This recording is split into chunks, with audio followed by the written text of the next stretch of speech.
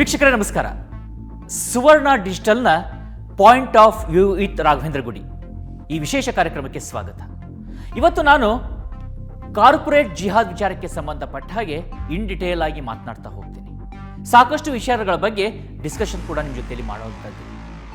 ಪ್ರಮುಖವಾಗಿ ನಾವು ಗಮನಿಸ್ತಾ ಇರ್ತೀವಿ, ಯಾವುದೋ ಒಂದು ವಿಚಾರ ನಡೆದಾಗ, ಯಾವುದೋ ಒಂದು ವಿಷಯ ನಡೆದಾಗ ಆ ಬಿರುಗಾಳಿಯ ಸಂದರ್ಭದಲ್ಲಿ ಮತ್ತಷ್ಟು ಬಿರುಗಾಳಿ ಎಬ್ಬಿಸುವಂಥ ಸಾಕಷ್ಟು ಇನ್ಫಾರ್ಮೇಷನ್ಸ್ಗಳು ಬೊಂಬಾರ್ಡ್ ಆಗ್ತಾ ಇರುತ್ತೆ, ಇನ್ಫಾರ್ಮೇಷನ್ಗಳ ಮಳೆ ಬೀಳ್ತಾ ಇರುತ್ತೆ. ಆದರೆ ಅದರಲ್ಲಿ ಸತ್ಯ ಯಾವುದು, ಸುಳ್ಳು ಯಾವುದು, ಇದು ಆಗ್ತಾ ಇರೋದು ನಿಜಕ್ಕೂ ಆಗ್ತಾ ಇದೆಯಾ, ಅಥವಾ ತೆರೆ ಮಂದಿನ ಹಿಂದಿನ ಕಥೆಗಳೇನು, ಈ ಎಲ್ಲ ವಿಚಾರಗಳ ಬಗ್ಗೆ ಕೂಡ ನಾವು ತಿಳ್ತಾ ಹೋಗಬೇಕಾಗುತ್ತೆ. ಭಾವನೆಯ ಉದ್ವೇಗದಲ್ಲಿ ನಾವು ಏನೇನೇ ಮಾತನಾಡಿದ್ರು ಅಥವಾ ಏನನ್ನೇ ನಿರ್ಧಾರ ತೆಗೆದುಕೊಂಡ್ರೂ ಕೂಡ ಅದೆಷ್ಟೋ ಬಾರಿ ತಿರುಗುಬಾಣ ಆಗುವಂತಹ ಸಾಧ್ಯತೆಗಳಿರ್ತವೆ. ಹಾಗಿದ್ರೆ ಈ ಕಾರ್ಪೊರೇಟ್ ಜಿಹಾದ್ ಅನ್ನುವಂಥದ್ದು ನಿಜಾನ, ಇದು ಸತ್ಯನ, ಅಸತ್ಯನ, ಆಕ್ಚುಲಿ ಆಗ್ತಾ ಇರುವಂಥದ್ದು ವಿಚಾರಗಳೇನು? ಪ್ರಮುಖವಾಗಿ ಇದು ಶುರುವಾಗಿದ್ದು ಮಹಾರಾಷ್ಟ್ರದ ನಾಸಿಕ್ನಲ್ಲಿರ್ತಕ್ಕಂಥ TCSನ BPO ಕಚೇರಿಯಲ್ಲಿ. ಅಲ್ಲಿ ಒಂದಿಷ್ಟು ಆರೋಪಗಳು ಕೇಳಿ ಬರೋದಕ್ಕೆ ಶುರುವಾಗ್ತವೆ. ಇಲ್ಲಿ ಜಿಹಾದ್ ಆಗ್ತಾ ಇದೆ. 2022ರಿಂದ 2026 ತನಕ TCSನ ಈ ನಾಸಿಕ್ BPO ಯೂನಿಟ್ನಲ್ಲಿ ಸಾಕಷ್ಟು ಆರೋಪಗಳು ಕೇಳಿ ಬಂದಿದ್ದಾರೆ. ಸಾಕಷ್ಟು ಮಹಿಳೆಯರು ಅಲ್ಲಿಯ ಪಾಶ್ ಕಮಿಟಿ ಇರ್ಬೋದು, ಅಥವಾ ಅಲ್ಲಿಯ HR ಅಲ್ಲಿರ್ತಕ್ಕಂಥ ರಿಪ್ರೆಸೆಂಟೇಟಿವ್ಸ್ ಇರ್ಬೋದು, ಅವರ ಮುಂದೆ ಸಾಕಷ್ಟು ಬಾರಿ ಹೇಳಿಕೊಂಡಿದ್ದಾರೆ ಕೂಡ, ಇಲ್ಲಿ ಏನೋ ಸರಿ ಇಲ್ಲ, ಯಾವುದೋ ವ್ಯಕ್ತಿಗಳು ನಮ್ಮ ಮೈಕೈಯನ್ನು ಮುಟ್ಟಿ ಮಾತನಾಡ್ತಾರೆ, ಸಾಕಷ್ಟು ಬಾರಿ ನಮ್ಮ ಧರ್ಮದ ಬಗ್ಗೆ ಅವಹೇಳನಕಾರಿಯಾದಂಥ ವಿಚಾರಗಳನ್ನು ಪ್ರಸ್ತಾಪ ಮಾಡ್ತಾರೆ, ನಮ್ಮ ಧರ್ಮಕ್ಕೆ ಬಾ ಅಂತಾರೆ. ಅದಷ್ಟೇ ಅಲ್ಲ, ಹನಿಮೂನ್ಗೆ ಹೋಗಿ ಬಂದರೆ ಹನಿಮೂನ್ನ ಅನುಭವ ಹೇಗಿತ್ತು ಅಂತ ಕೇಳ್ತಾರೆ. ಮನೆಯಲ್ಲಿ ಗಂಡ ಇಲ್ಲದೆ ಇರೋಂಥ ಸಂದರ್ಭದಲ್ಲಿ ನಿಮ್ಮ ಮನೆಯಲ್ಲಿ ಹೇಗಿದ್ರು ಗಂಡ ಇಲ್ಲಲ್ಲ, ಹಾಗಿದ್ರೆ ನಿನ್ನ ಫಿಸಿಕಲ್ ನೀಡ್ಗೆ ಏನು ಮಾಡ್ತೀಯಾ, ಬಾ ನನ್ನ ಹತ್ರ, ಅದನ್ನು ಕೂಡ ನಾವು ನಿನಗೆ ಪೂರೈಕೆಯನ್ನು ಮಾಡ್ತೀವಿ ಅಂತ ಹೇಳ್ತಾರೆ. ಏನಾದರೂ ಮಾಡಿ ದಯವಿಟ್ಟು ಕ್ರಮವನ್ನು ತೆಗೆದುಕೊಳ್ಳಿ ಅಂಥೇಳಿ ಸಾಕಷ್ಟು ಬಾರಿ ಕೇಳಿಕೊಂಡ್ರು ಅನ್ನುವಂಥ ಆರೋಪಗಳಿದ್ದಾವೆ. ಆದರೆ ಅಲ್ಲಿಯ ಮ್ಯಾನೇಜ್ಮೆಂಟ್, ಅಲ್ಲಿಯ HR, ಅಲ್ಲಿಯ ಪಾಶ್ ಇದನ್ನು ಯಾವುದನ್ನೂ ಕೂಡ ಕಿವಿಗೆ ಹಾಕಿಕೊಳ್ಳಲೇ ಇಲ್ಲ ಅನ್ನುವಂಥ ಗಂಭೀರ ಆರೋಪವನ್ನು ಕೂಡ ಇವತ್ತು TCS ಎದುರಿಸ್ತಾ ಇದೆ. ಈ TCS ಅಂತಕ್ಕಂಥದ್ದು, ಅದರಲ್ಲೂ ಪ್ರಮುಖವಾಗಿ ಟಾಟಾ ಗ್ರೂಪ್ ಬಗ್ಗೆ ಭಾರತೀಯರಿಗೆ ಒಂದು ಅವಿನಾಭಾವವಾದಂಥ ಸಂಬಂಧ ಇದೆ. ಮನಸ್ಸಿನಲ್ಲಿ ಒಂದಿಷ್ಟು ಗೌರವ ಭಾವನೆಗಳಿದ್ದಾವೆ.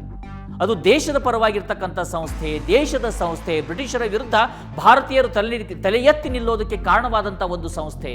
ಜೆಮ್ಶೆಡ್ಜಿ ಟಾಟಾ ಅವರಿಂದ ರತನ್ ಟಾಟಾ ತನಕ ಅದರ ಒಂದು ಲೆಗಸಿ ಮುಂದುವರಿತಾ ಇದೆ ಅನ್ನುವಂಥ ವಿಚಾರಗಳಿದ್ದಾವೆ. ಹೀಗಿದ್ದು ಇಂಥ ಒಂದು ಸಂಸ್ಥೆಯಲ್ಲಿ ಈ ರೀತಿಯಾಗಿರ್ತಕ್ಕಂಥ ಘಟನೆಗಳು ನಿರಂತರವಾಗಿ ನಡೀತಾ ಇದ್ರು, ಯಾಕೆ ಯಾರ ಗಮನಕ್ಕೂ ಅದು ಬರಲಿಲ್ಲ?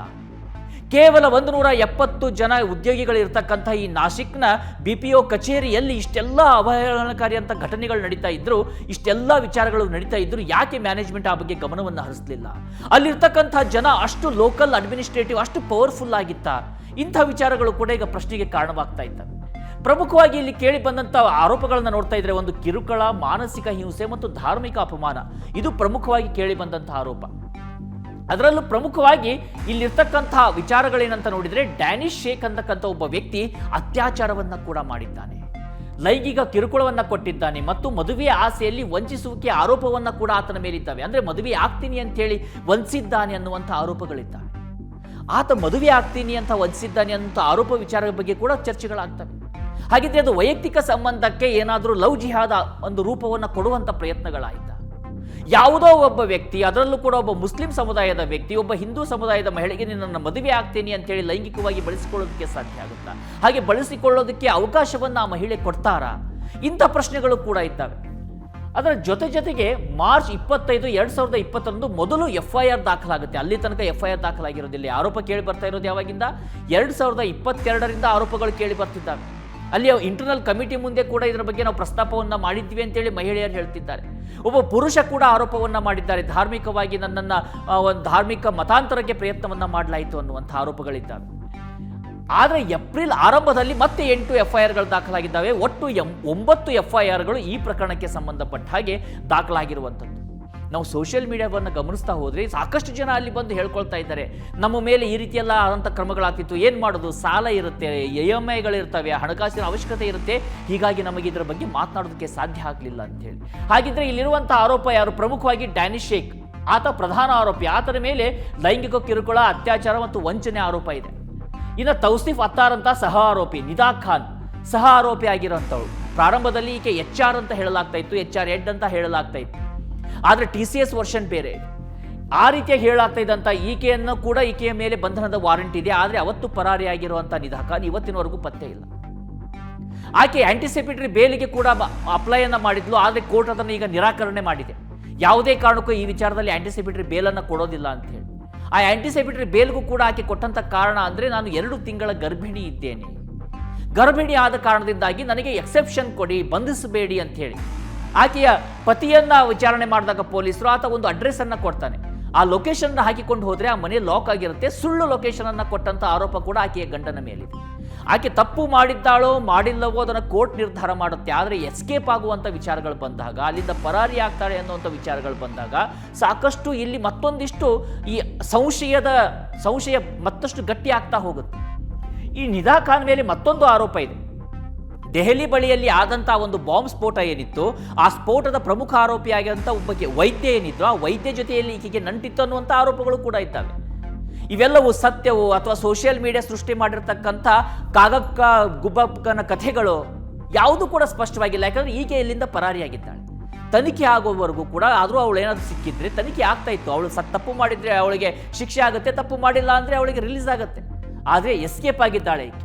ಇನ್ನು ರಜಾ ಮೆಮನ್ ಅಂತಕ್ಕಂಥ ಮತ್ತೊಬ್ಬ ಆರೋಪಿ ಅಶ್ವಿನಿ ಚೈನಾನಿ, ಈ ಹೆಸರನ್ನು ಗಮನಿಸಬೇಕು. ಈಕೆ ಒಬ್ಬ ಹಿಂದೂ ಆಗಿರತಕ್ಕಂಥ ಮಹಿಳೆ. ಆಕೆಯನ್ನ ಕೂಡ ಪೊಲೀಸರು ಬಂಧಿಸಿದ್ದಾರೆ.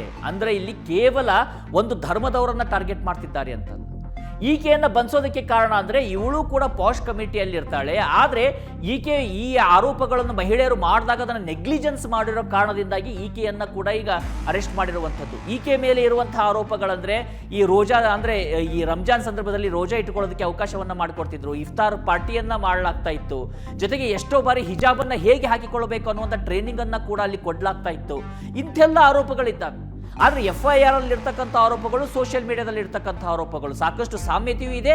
ಅವೆರಡಕ್ಕೂ ಕೂಡ ವಿರೋಧಾಭಾಸ ಕೂಡ ಸಾಕಷ್ಟು ಇರುವಂಥದ್ದು. ಈಕೆಯನ್ನು ಬಂಧಿಸಿದರೆ ಒಟ್ಟು ಆರೋಪಿಗಳು ಈ ಇದ್ರ ವಿಚಾರದಲ್ಲಿ 6 ಪುರುಷರಿದ್ದಾರೆ, 2 ಮಹಿಳೆಯರಿದ್ದಾರೆ, 7 ಜನ ಬಂಧಿತರಾಗಿದ್ದಾರೆ. ನಿಧಾ ಖಾನ್ ಅಂತಕ್ಕಂಥ ಮಹಿಳೆ ಎಸ್ಕೇಪ್ ಆಗಿರುವಂಥದ್ದು. ಆಕೆ ಸಲ್ಲಿಸಿದಂಥ ಆಂಟಿಸಿಪೇಟರಿ ಬೇಲ್ ಕೂಡ ಈಗ ರಿಜೆಕ್ಟ್ ಆಗಿದೆ. ಇನ್ನ ಕಂಪನಿ ಹೇಳೋದೇನು, TCS ವಿಚಾರಕ್ಕೆ ಬರೋದಾದ್ರೆ TCS ಕೂಡ ಇಲ್ಲಿ ಸತ್ಯವನ್ನೇ ಹೇಳ್ತಾ ಇದೆ ಅನ್ನುವಂಥ ಸ್ಥಿತಿಗತಿ ಕೂಡ ಈಗ ಇಲ್ಲ. TCS ಹೇಳ್ತಾ ಇರೋದು ಕಳೆದ 4 ವರ್ಷಗಳಲ್ಲಿ ಯಾವುದೇ ಔಪಚಾರಿಕವಾಗಿರ್ತಕ್ಕಂಥ ದೂರುಗಳೇ ದಾಖಲಾಗಿಲ್ಲ, ಯಾವುದೇ ಪಾಶ್ ದೂರುಗಳು ಬಂದಿಲ್ಲ, ಲೈಂಗಿಕ ಕಿರುಕುಳದ ದೂರುಗಳು ದಾಖಲಾಗಿಲ್ಲ ಅಂತೇಳಿ.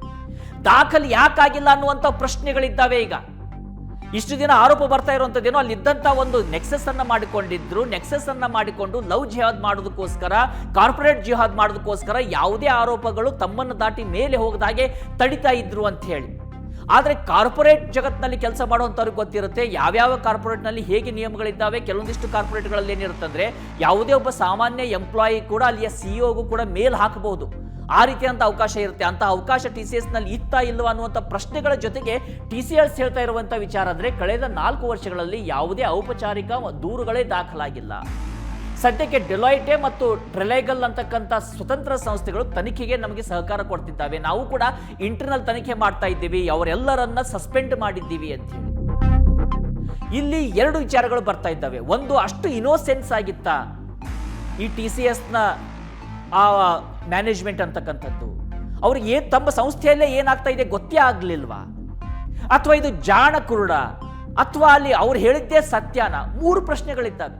ತನಿಖೆಗಳನ್ನು ನಡೆಸಲಾಗ್ತಾ ಇದೆ. ಈ ಮಧ್ಯದಲ್ಲಿ ಇದೇ ಟಾಟಾ ಕನ್ಸಲ್ಟೆನ್ಸಿ ಸರ್ವಿಸ್, ಟಾಟಾಗೆ ಸಂಬಂಧಪಟ್ಟಂತ ಏರ್ಲೈನ್ಸ್ ಇರ್ಬೋದು, ಅಲ್ಲೂ ಕೂಡ ಹಿಂದೂ ಮಹಿಳೆಯರಿಗೆ ನೀವು ಮಂಗಳಸೂತ್ರವನ್ನು ಹಾಕೋ ಹಾಗಿಲ್ಲ, ಕೈಗೆ ಪುರುಷರು ಕಲಾವ ಕಟ್ಟೋ ಹಾಗಿಲ್ಲ, ಸಿಂಧೂರವನ್ನು ಧರಿಸೋ ಹಾಗಿಲ್ಲ ಅನ್ನುವಂಥ ರೂಲ್ಸ್ಗಳಿದ್ದಾವೆ ಅನ್ನುವಂಥ ನಿಯಮಗಳು ಕೂಡ ಈಗ ಸೋಷಿಯಲ್ ಮೀಡಿಯಾದಲ್ಲಿ ವೈರಲ್ ಆಗ್ತಿದ್ದಾವೆ. ಅದಕ್ಕೆ ನಾನು ಹೇಳ್ತಾ ಇರುವಂಥದ್ದು ವೀಕ್ಷಕರೇ, ಸೋಷಿಯಲ್ ಮೀಡಿಯಾನೇ ಒಂದು ಹೇಳ್ತಾ ಇದೆ, ಆಗ್ತಾ ಇರೋದೇ ಒಂದು. ಅದರಲ್ಲಿ ಸತ್ಯವೂ ಇದ್ದಾವೆ, ಸುಳ್ಳು ಇದ್ದಾವೆ, ಅಜೆಂಡಾಗಳು ಇದ್ದಾವೆ, ಅಲ್ಲಿ ನಿಜಕ್ಕೂ ಸಂತ್ರಸ್ತರಾಗಿರ್ತಕ್ಕಂತಹ ಮಹಿಳೆಯರ ಕಣ್ಣೀರು ಕೂಡ ಇದೆ.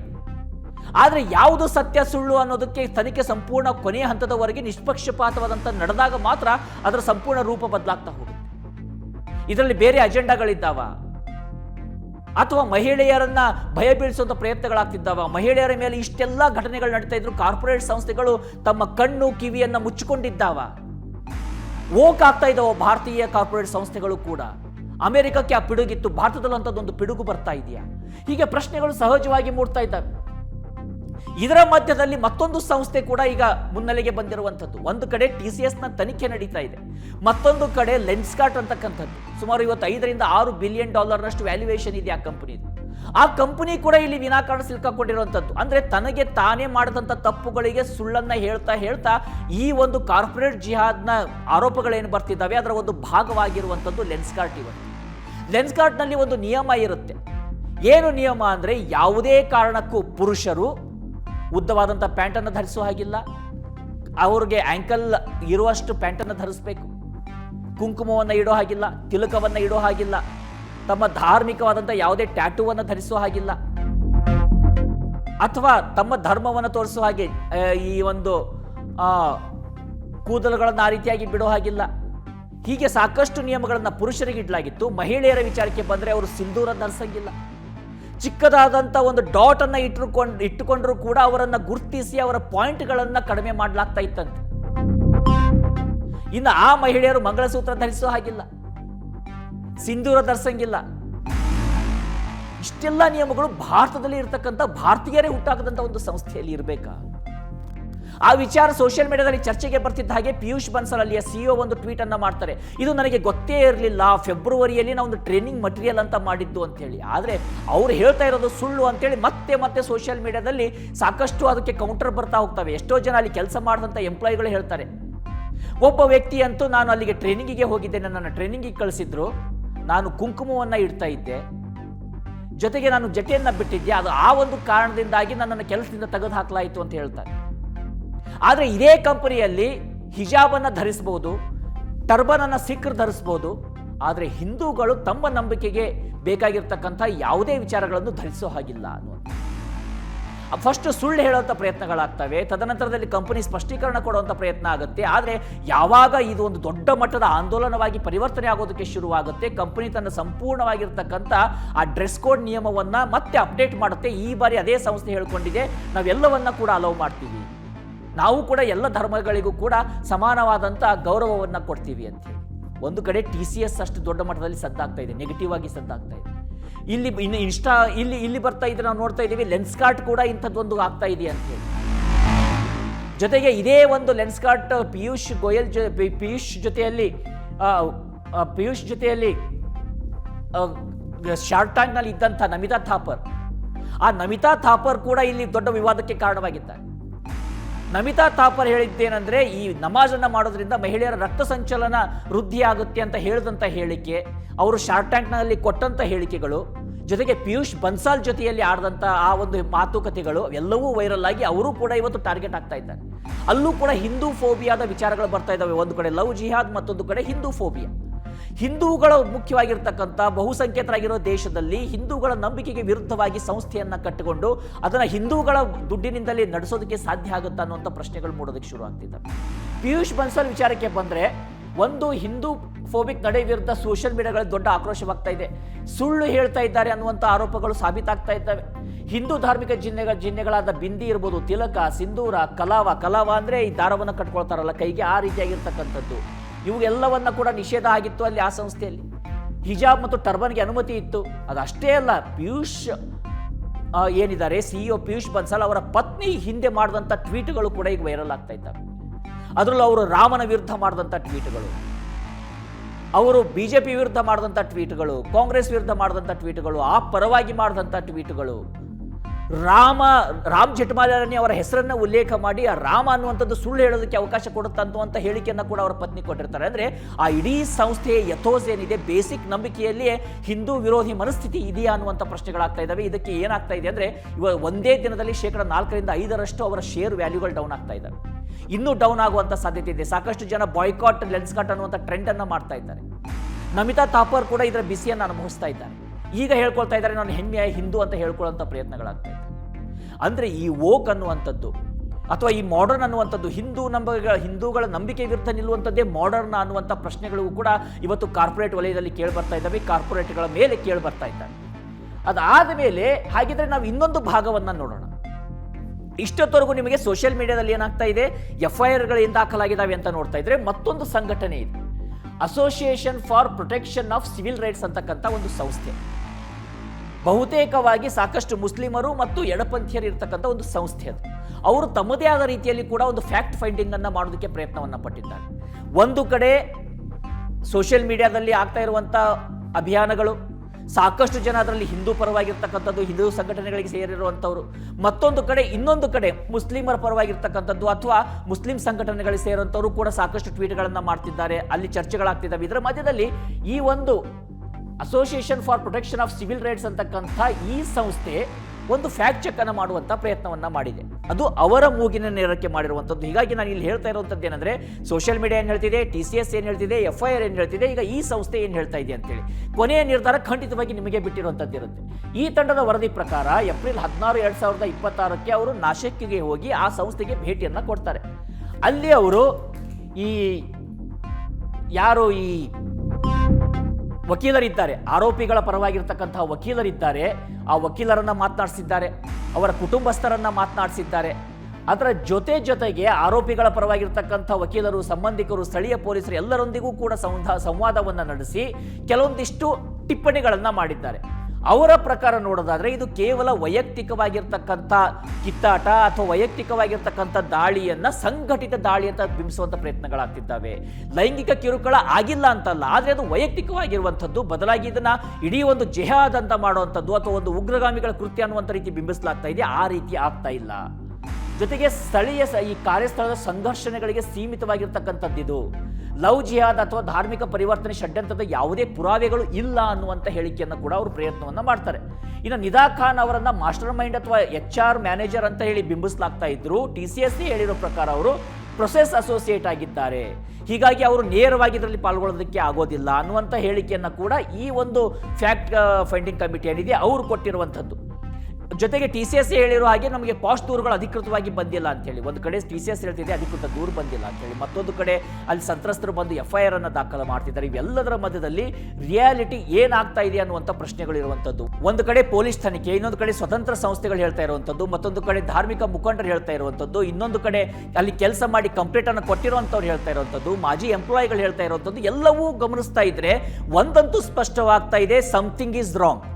ಆದರೆ ಆ ರಾಂಗ್ ಏನು, ಅದು ಈಗಿರ್ತಕ್ಕಂಥ ಪ್ರಶ್ನೆ. ಒಂದು ವೇಳೆ TCS ನಲ್ಲಿ ನಿಜಕ್ಕೂ ಇದು ನಡೆದಾಗಿದ್ರೆ ಕೇವಲ TCS ನ ಆ ಒಂದು ಸಂಸ್ಥೆ ಅಥವಾ ನಾಶಿಕ್ನ ಒಂದು ಘಟಕ ಏನಿದೆ ಅದೊಂದೇ ಅಲ್ಲ, ಅದರ ಸಂಪೂರ್ಣ ಮುಖ್ಯಸ್ಥರು ಕೂಡ ಹೊಣೆಗಾರರಾಗ್ತಾರೆ. ತನ್ನ ಸಂಸ್ಥೆಯಲ್ಲಿ ಇಷ್ಟೆಲ್ಲ ನಡೀತಾ ಇದ್ರು, ಹೆಣ್ಣು ಮಕ್ಕಳ ಮೇಲೆ ಕಿರುಕುಳ, ಧರ್ಮಾಂತರಣ ಒಂದು ಭಾಗ ಆದರೆ ಇನ್ನೊಂದು ಕಡೆ ಲೈಂಗಿಕ ಕಿರುಕುಳ ನಡೀತಾ ಇರುವಂಥದ್ದು. ಎಷ್ಟೋ ಜನ ಅಲ್ಲಿ ಆರೋಪಗಳನ್ನು ಮಾಡ್ತಾರೆ, ಆತ ನಮ್ಮ ತೊಡೆಯನ್ನು ಮುಟ್ಟುವಂಥ ಪ್ರಯತ್ನ ಮಾಡ್ತಾ ಇದ್ದ. ಇಲ್ಲಿ ನಮ್ಗೆ ಅಷ್ಟೆಲ್ಲ ಮಾಡ್ತಾ ಇದ್ರು, ಆರೋಪಗಳನ್ನು ಹೇಳೋದಕ್ಕೆ ಹೋದ್ರೆ ಇದೆಲ್ಲ ಸಹಜ ಅಂತೇಳಿ ಇಲ್ಲಿ HR ಹೇಳ್ತಾ ಇದ್ರು ಅನ್ನುವಂಥ ಆರೋಪವನ್ನು ಕೂಡ ಮಹಿಳೆಯರು ಮಾಡಿದ್ದಾರೆ. ಹಾಗಿದ್ದಾಗ ಅದು ನಿಜವೇ ಆಗಿದ್ರೆ ಇದು ಸಂಪೂರ್ಣ TCSಗೆ ಅಂಟಿದಂಥ ಒಂದು ಕಪ್ಪು ಕಳಂಕ. ಕಪ್ಪು ಕಳಂಕವನ್ನು ತೊರೆದುಕೊಳ್ಬೇಕಿದ್ರೆ ಅಲ್ಲಿ ಹೆಡ್ ಮಸ್ಟ್ ಫಿಕ್ಸ್ ಅಂತ ಹೇಳಿ ಯಾರು ತಪ್ಪುಗಳನ್ನು ಮಾಡಿದ್ದಾರೆ ಅವರ ಮೇಲೆ ಕ್ರಮಗಳಾಗಲೇಬೇಕು. ಪೊಲೀಸ್ ಕ್ರಮಗಳ ಜೊತೆಲಿ ಕಾರ್ಪೊರೇಟ್ ವಲಯದಲ್ಲೂ ಕ್ರಮಗಳಾಗಬೇಕಾಗತ್ತೆ. ಅದೇ ರೀತಿಯಾಗಿ ಸುಳ್ಳನ್ನು ಬಿಂಬಿಸುವಂಥ ಪ್ರಯತ್ನಗಳಾಗಿದ್ದರೆ ಅಂಥವರ ಮೇಲೆ ಕೂಡ ಶಿಕ್ಷೆಗಳಾಗಬೇಕಾಗತ್ತೆ. ಒಂದು ವೈಯಕ್ತಿಕ ಸಂಬಂಧ ಅಥವಾ ಒಂದು ಸಂಪೂರ್ಣವಾದಂಥ ಸಂಘಟಿತ ಪ್ರಯತ್ನ, ಎರಡರಲ್ಲಿ ಯಾವುದು ನಿಜ ಯಾವುದು ಸುಳ್ಳು, ಎರಡೂ ಹೌದಾ ಎರಡೂ ಅಲ್ಲವಾ ಅಥವಾ ಒಂದು ಸತ್ಯ ಒಂದು ನಿಜವಾ, ಅದು ಕೂಡ ಸಂಪೂರ್ಣ ತನಿಖೆಯಾಗಿ ಅಲ್ಲಿ ಒಂದು ಈ ರೆಸ್ಪಾನ್ಸಿಬಿಲಿಟಿಗಳನ್ನು ಫಿಕ್ಸ್ ಮಾಡಬೇಕಾಗುತ್ತೆ. ಯಾರೂ ಕೂಡ ಭಾರತದಲ್ಲಿ ಬಂದು ಸುಮ್ಮನೆ ಆರೋಪಗಳನ್ನು ಮಾಡುವಂಥದ್ದು ಅಥವಾ ಸುಮ್ಮನೆ ಸ್ಪಷ್ಟನೆ ಕೊಡುವಂಥದ್ದು ಅಥವಾ ಅವ್ರು ತಪ್ಪೇ ಮಾಡಿಲ್ಲ ಅಂತ ಹೇಳುವಂಥದ್ದು ಯಾವುದನ್ನು ಕೂಡ ಸಹಿಸೋದಕ್ಕೆ ಸಾಧ್ಯ ಆಗೋದಿಲ್ಲ. ಹಾಗಿದ್ರೆ ಈ ನಾಸಿಕ್ ಘಟನೆಯ ಮತ್ತು ಈ ಆಯಾಮದ ಮಧ್ಯದಲ್ಲಿ ನಾವು ಗಮನಿಸಬೇಕಾಗಿರುವಂಥದ್ದು ಮುಂದೆ ಏನಾಗಬೇಕು, ಹೇಗೆ ಕಾರ್ಪೊರೇಟ್ ಸಂಸ್ಥೆಗಳು ಎಚ್ಚೆತ್ತುಕೊಳ್ಬೇಕು, ಜನ ಕೂಡ ಎಚ್ಚೆತ್ತುಕೊಳ್ಬೇಕು, ಸರ್ಕಾರಗಳು ಕೂಡ ಎಚ್ಚೆತ್ತುಕೊಳ್ಬೇಕು ಅಂತ ಹೇಳಿ. ಒಂದು ಒತ್ತಾಯದ ಧರ್ಮ ಪರಿವರ್ತನೆ ಸಮಾಜದ ಪಿಡುಗು, ಅದು ಎಲ್ಲರಿಗೂ ಕೂಡ ಅನ್ವಯಿಸಬೇಕು. ಯಾರೂ ಕೂಡ ಒತ್ತಾಯಪೂರ್ವಕವಾಗಿ ಒಬ್ಬ ಹಿಂದುವನ್ನ ಮುಸ್ಲಿಂ ಮಾಡೋದಾಗ್ಲಿ ಕ್ರಿಶ್ಚಿಯನ್ ಮಾಡೋದಾಗ್ಲಿ ಒಪ್ಪೋದಕ್ಕೆ ಸಾಧ್ಯ ಇಲ್ಲ. ಅದೇ ರೀತಿಯಾಗಿ ಒಬ್ಬ ಕ್ರಿಶ್ಚಿಯನ್ನ ಹಿಂದೂ ಮಾಡೋದಾಗ್ಲಿ ಮುಸ್ಲಿಂ ಮಾಡೋದಾಗ್ಲಿ ಅದನ್ನು ಕೂಡ ಒಪ್ಪಬಾರದು. ಅದೇ ರೀತಿಯಾಗಿ ಮುಸ್ಲಿಂ ಒಬ್ಬನನ್ನ ಒತ್ತಾಯಪೂರ್ವಕವಾಗಿ ಹಿಂದೂ ಮಾಡುವಂಥದ್ದು, ಕ್ರಿಶ್ಚಿಯನ್ ಮಾಡುವಂಥದ್ದು, ಮತ್ತೊಂದು ಧರ್ಮಕ್ಕೆ ವರ್ಗಾಯಿಸುವಂಥದ್ದು, ಅಲ್ಲಿ ಪರಿವರ್ತನೆ ಮಾಡುವಂಥದ್ದು ಅಂಥದ್ದು ಕೂಡ ಸಹಿಸೋದಕ್ಕೆ ಸಾಧ್ಯ ಇಲ್ಲ. ಇದಕ್ಕೆ ಸಮಾಜ ಜಾಗೃತವಾಗಿ ಈ ಒಂದು ಪಿಡುಗಿನತ್ತ ಗಮನವನ್ನು ಹರಿಸಲೇಬೇಕಾಗತ್ತೆ. ನಂದೇ ಶ್ರೇಷ್ಠ, ನಾನೇ ಸರಿ, ನನ್ನ ಧರ್ಮವೇ ಮೇಲು, ನನ್ನ ಧರ್ಮ ಹೇಳಿದ್ದೆ ಸರಿ ಅಂತೇಳಿ ಎಲ್ಲರೂ ಎದೆ ಮುಟ್ಟಿ ಹೇಳಿಕೊಳ್ತಾ ಹೋರಾಟವನ್ನು ಮಾಡೋದಕ್ಕೆ ಹೋದ್ರೆ ಈ ದೇಶದ ಬೀದಿಯಲ್ಲಿ ರಕ್ತಪಾತಗಳಾಗ್ತವೆ ಹೊರತು ಯಾರೂ ಕೂಡ ಉದ್ಧಾರ ಆಗೋದಕ್ಕೆ ಸಾಧ್ಯ ಇಲ್ಲ. ದೇಶ ಬೆಳವಣಿಗೆ ಕಾಣೋದಕ್ಕೆ ಸಾಧ್ಯ ಇಲ್ಲ. ಮತ್ತೊಂದು ಪಾಕಿಸ್ತಾನ ಆಗುವಂತ ಒಂದು ಆತಂಕ ಇದ್ದೇ ಇರುತ್ತೆ. ಹೀಗಾಗಿ ಜನರು ಜಾಗೃತವಾಗಬೇಕಾಗತ್ತೆ. ಎರಡನೇದಾಗಿ ಕಾರ್ಪೊರೇಟ್ ಸಂಸ್ಥೆ ಇರಲಿ ಯಾವುದೇ ಇರಲಿ ಅಲ್ಲಿ ಪ್ರತಿಭೆ ಮತ್ತು ಕಾರ್ಯಕ್ಷಮತೆಗೆ ಒತ್ತು ಇರಬೇಕು ಹೊರತು ಇವನು ನನ್ನ ಕಡೆಯವನು, ನನ್ನ ಧರ್ಮದವನು ಅಥವಾ ನನ್ನ ಜಾತಿಗೆ ಸೇರಿದವನು ಅನ್ನೋಂಥೇಳಿ ಆ ಬಿಂಬಿಸುವಂಥ ಪ್ರಯತ್ನಗಳಾಗಬಾರ್ದು. ಅದೊಂದೇ ಅವರಿಗೆ ಅಲ್ಲಿ ಕ್ರೈಟೀರಿಯಾ ಆಗಬಾರ್ದು. ಸೋಷಿಯಲ್ ಮೀಡಿಯಾಗಳಿಗೆ ಆಹಾರವಾಗುವಂಥ ಪ್ರಕ್ರಿಯೆಗಳಿರಬಾರ್ದು. ಸರಿಯಾಗಿ ಕೆಲಸ ಮಾಡ್ತಿದ್ದಾನೆ ಅವರಿಗೆ ಗಮನಿಸ್ಲಿ, ಸಮಸ್ಯೆ ಆಗ್ತಾ ಇದೆ ಅದನ್ನು ಪರಿಗಣಿಸಬೇಕು, ತನಿಖೆಗಳನ್ನು ಮಾಡಬೇಕು. ಸಂಸ್ಥೆಗಳು ಸುಮ್ಮನೆ ಕುಳಿತುಕೊಂಡು ಯಾರೋ ಏನೋ ಮಾಡ್ತಿದ್ದಾರೆ, ಈ ಧರ್ಮಕ್ಕೆ ಬಂದರೆ ನಿನಗೆ ಪ್ರಮೋಷನ್ ಕೊಡ್ತೀನಿ ಅನ್ನೋದಂತೆ. ನಿನ್ನ ಧರ್ಮವನ್ನು ಬಿಟ್ಟರೆ ನಾನು ನಿನಗೆ ಪ್ರಮೋಷನನ್ನು ಕೊಡ್ತೀನಿ, ನಿನಗೆ ಸ್ಯಾಲ್ರಿ ಹೈಕನ್ನು ಕೊಡ್ತೀನಿ ಅನ್ನುವಂಥದ್ದಂತೆ. ನಿನ್ನ ಗಂಡ ಇಲ್ದಾಗ ನಾನು ಇರ್ತೀನಿ ಅಂತ ಹೇಳುವಂಥದ್ದಂತೆ. ಯಾರು ನೀ ಸಹಿಸಕ್ಕೆ ಸಾಧ್ಯ ಆಗುತ್ತೆ? ಅಷ್ಟೆಲ್ಲ ಆಗ್ತಾ ಇದ್ರು ಯಾರಾದ್ರೂ ಸುಮ್ಮನೆ ಕಣ್ಣು ಕುಡ್ಕೊಳ್ಳೋದಕ್ಕೆ ಸಾಧ್ಯ ಆಗುತ್ತಾ? ನಮ್ಮ ದೇಶದಲ್ಲಿ ಇನ್ನೊಂದು ನಾವು ಗಮನಿಸಬೇಕು, ಯಾವತ್ತೆಲ್ಲ ಯಾರೆಲ್ಲ ಸಂತ್ರಸ್ತೆ ಆಗಿದ್ದಾರೋ ಮಹಿಳೆಯರು, ಅವರು ಆರೋಪ ಮಾಡಿದಾಗಲೆಲ್ಲ ಅವರನ್ನೇ ದೂಷಿಸುವಂಥ ಪ್ರಯತ್ನಗಳಾಗ್ತವೆ. ಅದು ಆಗಬಾರ್ದು. ನಿಜಕ್ಕೂ ಕೂಡ ಆರೋಪ ಸಾಬೀತಾದರೆ ಶಿಕ್ಷೆ ಆಗಬೇಕಾಗತ್ತೆ. ಸುಳ್ಳು ಆರೋಪಗಳನ್ನು ಕೂಡ ಯಾರು ಸಹಿಸೋದಕ್ಕೆ ಸಾಧ್ಯ ಇಲ್ಲ. ಅದಾದಮೇಲೆ ಪಾಶ್ ಏನಿರುತ್ತೆ, prevention of sexual harassment at work place, ಅದನ್ನು ಕೂಡ ಗಂಭೀರವಾಗಿ ಪರಿಗಣಿಸಬೇಕು. ಯಾವುದೇ ಮಹಿಳೆಯರಿರಲಿ ಪುರುಷರಿರಲಿ ಪ್ರತಿಯೊಬ್ಬರು ಕೂಡ ಕೆಲಸವನ್ನು ಮಾಡೋದಕ್ಕೆ ಬರಬೇಕು, ಕೆಲಸವನ್ನು ಮುಗಿಸ್ಕೊಂಡು ಮನೆಗೆ ಹೋಗಬೇಕು ಅಥವಾ ತಮ್ಮ ವೈಯಕ್ತಿಕ ಕಡೆ ಗಮನ ಕೊಡಬೇಕು ಹೊರತು ಆಫೀಸ್ಗಳಲ್ಲಿ ತಮ್ಮ ಈ ರೀತಿಯಾಗಿರ್ತಕ್ಕಂಥ ಆಸೆ ಆಕಾಂಕ್ಷೆಗಳನ್ನು ತೀರಿಸ್ಕೊಳ್ಳೋದಕ್ಕೆ ಪ್ರಯತ್ನ ಮಾಡುವಂಥದ್ದು, ಯಾರನ್ನು ಒತ್ತಾಯ ಮಾಡುವಂಥದ್ದು, ತನ್ನ ಪವರನ್ನು ತೋರಿಸೋಕೆ ಹೋಗುವಂಥದ್ದು, ಇದನ್ನು ಯಾರೂ ಕೂಡ ಸಹಿಸಲೂಬಾರ್ದು, ಸಂಸ್ಥೆಗಳು ಕೂಡ ಸಹಿಸಬಾರ್ದು. ಪಾಶ್ ವಿಚಾರದಲ್ಲಿ ಮತ್ತಷ್ಟು ಸ್ಟ್ರಾಂಗ್ ಆಗಲೇಬೇಕಾಗತ್ತೆ. ಇನ್ನು ಇಸ್ಲಾಮೋಫೋಬಿಯಾ ಹೇಗೆ ಕೆಟ್ಟದಾಗಿರುತ್ತೋ ಅದೇ ರೀತಿಯಾಗಿ ಹಿಂದೂ ಫೋಬಿಯಾ ಕೂಡ ಕೆಟ್ಟದ್ದೇ. ಇದನ್ನು ಎಲ್ಲರೂ ಅರಿತುಕೊಳ್ಳಲೇಬೇಕು. ಇಸ್ಲಾಮೋಫೋಬಿಯಾವನ್ನು ನಾವು ಅಡ್ರೆಸ್ ಮಾಡ್ತೀವಿ, ಹಿಂದೂ ಫೋಬಿಯಾವನ್ನು ಅಡ್ರೆಸ್ ಮಾಡೋದಿಲ್ಲ ಅನ್ನೋದನ್ನು ಸಹಿಸೋದಕ್ಕೆ ಸಾಧ್ಯನೇ ಇಲ್ಲ. ಎಲ್ಲ ಧರ್ಮದಲ್ಲೂ ಅವರದ್ದೇ ಆದಂಥ ನಂಬಿಕೆಗಳಿದ್ದಾವೆ, ಎಲ್ಲ ಧರ್ಮದಲ್ಲೂ ಅವರದ್ದೇ ಆಗಿರ್ತಕ್ಕಂಥ ನಡೆನುಡಿಗಳಿದ್ದಾವೆ. ಅವರವರ ಧರ್ಮ ಅವರಿಗೆ ಶ್ರೇಷ್ಠವಾಗಿರ್ತವೆ. ಎಲ್ಲ ಧರ್ಮದಲ್ಲೂ ಒಂದಿಷ್ಟು ಲೋಪದೋಷಗಳು ಇದ್ದೇ ಇದ್ದಾವೆ. ಆ ಲೋಪದೋಷಗಳನ್ನು ಸರಿ ಮಾಡಿಕೊಳ್ಳುವಂಥ ಪ್ರಕ್ರಿಯೆ ಆಯಾ ಧರ್ಮಗಳಿಗೆ ಬಿಟ್ಟಿದ್ದೇ ಹೊರತು ಕಾರ್ಪೊರೇಟ್ ಸಂಸ್ಥೆಯಲ್ಲಿ ಕುಳಿತುಕೊಂಡಿರ್ತಕ್ಕಂಥ ವ್ಯಕ್ತಿಗಳಿಗಲ್ಲ, ಅಥವಾ ಇದನ್ನೇ ಒಂದು ಬಂಡವಾಳ ಮಾಡಿಕೊಂಡು ಧರ್ಮ ಪರಿವರ್ತನೆಗೆ ಬರುವಂಥ ವ್ಯಕ್ತಿಗಳಿಗೂ ಅಲ್ಲ. ಹಿಂದೂಗಳನ್ನು ಮಾತ್ರ ಟಾರ್ಗೆಟ್ ಮಾಡುವಂಥದ್ದು, ಹಿಂದೂ ನಂಬಿಕೆಗಳನ್ನು ಮಾತ್ರ ಟಾರ್ಗೆಟ್ ಮಾಡುವಂಥದ್ದು ಯಾರೂ ಕೂಡ ಸಹಿಸೋದಕ್ಕೆ ಸಾಧ್ಯ ಇಲ್ಲ. ಹೀಗಾಗಿ ಎಲ್ಲರೂ ಪರಿಗಣಿಸಬೇಕು, ಹಿಂದೂ ಫೋಬಿಯಾನು ಕೆಟ್ಟದ್ದೇ, ಇಸ್ಲಾಮೋಫೋಬಿಯಾನು ಕೆಟ್ಟದ್ದೇ, ಕ್ರಿಶ್ಚಿಯನ್ಸ್ ವಿಚಾರಕ್ಕೆ ಇದ್ದಂದರೆ ಅದು ಕೂಡ ಕೆಟ್ಟದ್ದೇ.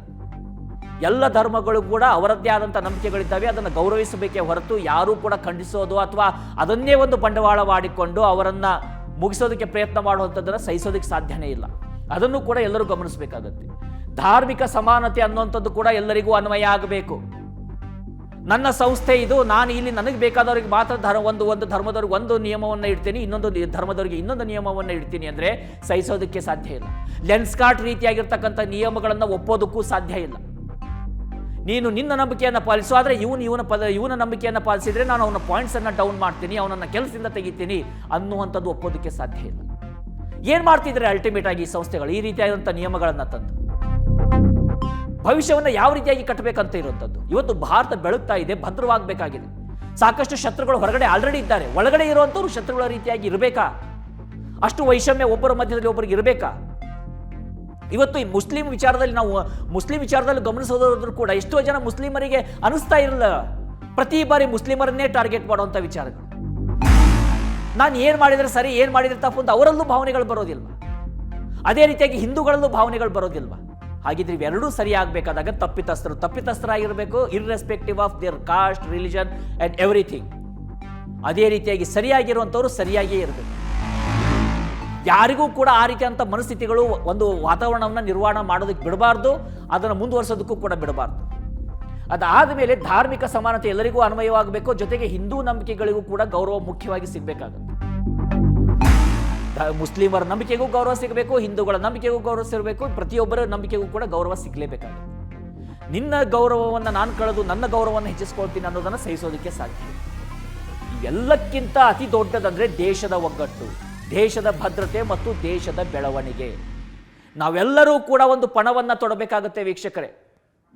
ಯಾವುದೇ ಕಾರಣಕ್ಕೂ ಕೂಡ ದೇಶ ವಿರೋಧಿ ಶಕ್ತಿಗಳು, ನಮ್ಮ ಶತ್ರುಗಳು ಅವರ ಒಂದು ಕೈಯಲ್ಲಾಡುವಂಥ ಗೊಂಬೆ ರೀತಿ ನಾವು ಆಗಬಾರ್ದು. ದೊಡ್ಡ ದೊಡ್ಡ ಕಾರ್ಪೊರೇಟ್ ಸಂಸ್ಥೆಗಳಲ್ಲಿ ತಪ್ಪುಗಳಾಗ್ತಾ ಇರೋದನ್ನು ಖಂಡಿತವಾಗಿ ಸರಿಪಡಿಸಬೇಕು. ಅದರ ಜೊತೆಗೆ ವಿನಾಕಾರಣ ನಮ್ಮ ಸಂಸ್ಥೆಗಳನ್ನ ನಾವೇ ಟಾರ್ಗೆಟ್ ಮಾಡಿ ಜಾಬ್ ಜನರೇಷನ್ಸ್ ಇರ್ಬೋದು ಅಥವಾ ಇನ್ವೆಸ್ಟ್ಮೆಂಟ್ಸ್ ಇರ್ಬೋದು, ಆ ವಿಚಾರದಲ್ಲೂ ಕೂಡ ಒಂದು ನೆಗೆಟಿವ್ ಆದಂಥ ವಾತಾವರಣವನ್ನು ನಾವು ಬಿಂಬಿಸ್ತಾ ಹೋಗಬಾರ್ದು. ಹೂಡಿಕೆಗಳು ಬೇಕೇ ಬೇಕಾಗ್ತವೆ. ಅವೆಲ್ಲವನ್ನ ಕೂಡ ನಾವು ನೋಡಿಕೊಂಡು ದೇಶವನ್ನು ಒಗ್ಗಟ್ಟಿಸಬೇಕಾದ್ರೆ ಪ್ರತಿಯೊಬ್ಬರಲ್ಲೂ ಕೂಡ ನಾವೆಲ್ಲ ಒಂದು, ವಿವಿಧತೆಯಲ್ಲಿ ಏಕತೆ, ದೇಶ ಮುಖ್ಯ, ದೇಶದ ಬೆಳವಣಿಗೆ ಮುಖ್ಯ ಅನ್ನುವಂಥದ್ದು ಗಮನದಲ್ಲಿರಬೇಕಾಗುತ್ತೆ. ಹೀಗಾಗಿ ಕಾರ್ಪೊರೇಟ್ ವಿಚಾರವನ್ನೇ ಇಟ್ಟುಕೊಂಡು ನಾವು ನೋಡೋದಾದರೆ ಕಾರ್ಪೊರೇಟ್ ಜಿಹಾದ್ ಅಂತಕ್ಕಂಥದ್ದು ಸತ್ಯಕ್ಕಿಂತ ಹೆಚ್ಚಾಗಿ ಅಲ್ಲಿ ಆಗ್ತಿರುವಂಥ ತಪ್ಪನ್ನು ಸರಿಪಡಿಸಬೇಕು, ದೇಶವನ್ನು ಮುನ್ನಡೆಸಬೇಕು. ಇವೆಲ್ಲವೂ ನಮ್ಮೆಲ್ಲರ ಕರ್ತವ್ಯ ಆಗಿರುತ್ತೆ. ಇದೇ ರೀತಿಯಾಗಿರ್ತಕ್ಕಂಥ ಮತ್ತೊಂದಿಷ್ಟು ವಿಶೇಷ ಕಾರ್ಯಕ್ರಮದ ಜೊತೆಯಲ್ಲಿ ನಿಮ್ಮ ಜೊತೆಯಲ್ಲಿ ಬರ್ತಾ ಇರ್ತೀನಿ. ಪಾಯಿಂಟ್ ಆಫ್ ವ್ಯೂ ಅನ್ನು ವೀಕ್ಷಣೆ ಮಾಡ್ತಾ ಇರಿ ವೀಕ್ಷಕರೇ. ನಮಸ್ಕಾರ.